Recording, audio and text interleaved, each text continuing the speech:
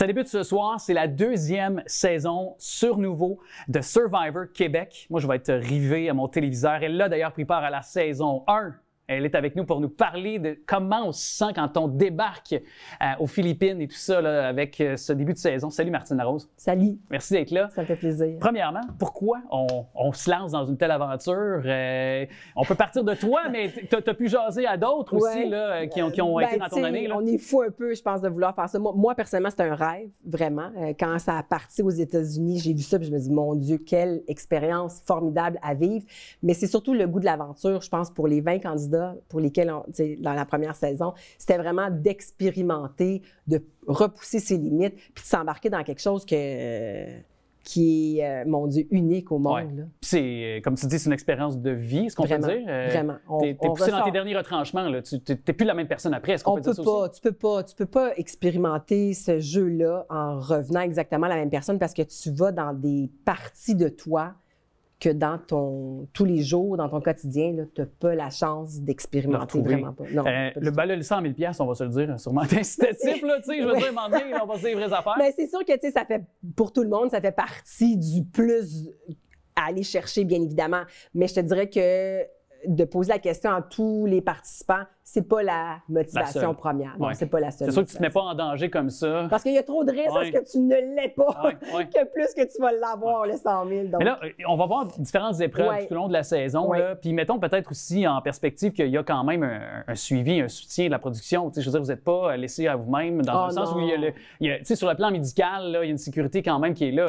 Énormément. Oui, la production fait un travail vraiment hors pair au niveau de tout encadrement sécuritaire, même si les épreuves sont vraiment d'une grande... C'est vraiment grandiose, là, et c'est très demandant, c'est très difficile, mais tout a été testé, c'est vraiment sécuritaire, et si tu respectes bien les consignes et les règles qui te sont dites au départ, il n'y a pas vraiment de danger pour ta vie. Là, Puis quand on débarque dans une télé-réalité comme celle-là, on va se le dire, aussi, c'est la force du show, c'est les gens, c'est vous autres, la gang qui fait partie, les alliances que vous allez créer. Oui, mais n'en demeure pas moins qu'on vous choisit aussi selon vos types de personnalités, parce qu'on ne peut pas avoir trop des gens du même type, trop des gens avec les mêmes forces. Quand même. Il y a une variété pour écrire une histoire. Parce que si on était tous des gens du même type, ben ça manquerait un peu de piquant, de diversité. Donc oui, ça prend quand même une bonne variété de gens. Et oui, c'est sûr que le but de tout ça est de créer des alliances. Mais alors, encore là, une fois que quand tu arrives là, comment tu vas les créer, les alliances? Moi, je me souviens encore, là, dans les jours avant qu'on débarque sur l'île, j'avais mes scénarios en tête, puis je le connaissais très bien, le jeu de Survivor. Mais je peux te dire qu'une fois que tu es rendu sur l'île avec ta tribu, ça devient une autre histoire. C'est sûr.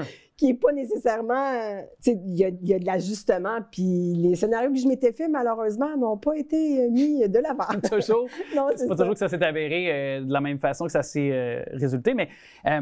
qu'est-ce qui va attirer ton attention dès les premières minutes là, ou les premiers épisodes, là, toi qui as participé à l'aventure? Est-ce que tu vas surveiller peut-être les participants, les réactions, déjà d'emblée les personnalités? Qu'est-ce qui va retenir ton attention pour toi? Bien, c'est sûr qu'à priori, ça va venir... C'est sûr que ça va remonter certaines émotions, certaines choses qu'on a vécues. Il y a beaucoup d'anticipation, déjà là, à savoir comment eux vont le jouer, comment eux... Parce que nous, quand on est arrivé là, oui, on connaissait Survivor de la version USA, mais il y a beaucoup... eux autres ont comme la version québécoise qui s'est installée l'année passée, que nous, on a comme un peu défriché. Oui. Parce qu'il n'y avait pas de précédent, vous avez été les premiers, donc... Vraiment à partir comme un peu le bal. Mais tu sais, ça va être de voir comment les gens vont justement créer les premières alliances, comment les gens vont s'installer. C'est souvent ça qui donne le ton un peu mais encore là, je me souviens, 24 heures, c'était comme une semaine. Là. Il y a tellement de choses qui peuvent changer en 24 heures. Ça devient vraiment... c'est vite, là, c'est rapide. Tout va très, très, très, très vite. Qu'est-ce qu'on voit pas à l'écran? Puis toi, tu as vu après ça les épisodes. Évidemment, tu l'as vécu de l'intérieur, après ça, tu as vu à rebours plus tard. Mais qu'est-ce qu'on n'a pas gardé, des éléments peut-être que les gens devraient savoir? On est tous un peu voyeurs, on veut pas, là, de ce genre d'émission-là. Oui. Bien, tu sais, je dirais, malgré les alliances, malgré les cachotteries ou l'hypocrisie qui se passait, tu sais, le soir, avant de se coucher, c'était le feu, c'était les chansons et c'était Une connexion humaine, peut-être? C'était une connexion humaine qui se faisait de gens qui étaient survivants sur une île aux Philippines, puis qui n'avaient rien à manger, mais qui se retrouvaient humainement alentour d'un feu, puis qu'on chantait des chansons, puis c'était comme le bonheur total. Oui. Est-ce que les gens ont tous eu aussi, est-ce que c'est à un moment donné d'être éloigné des siens, sa famille, est-ce que c'est ça qui est le bout le plus difficile à un moment donné aussi? C'est ça qui nous rapprochait au feu le soir, où on se disait, tu sais, tout le monde a dû laisser sa famille, ses enfants, son travail, sa vie. Son confort. Exact, oui, tout à fait.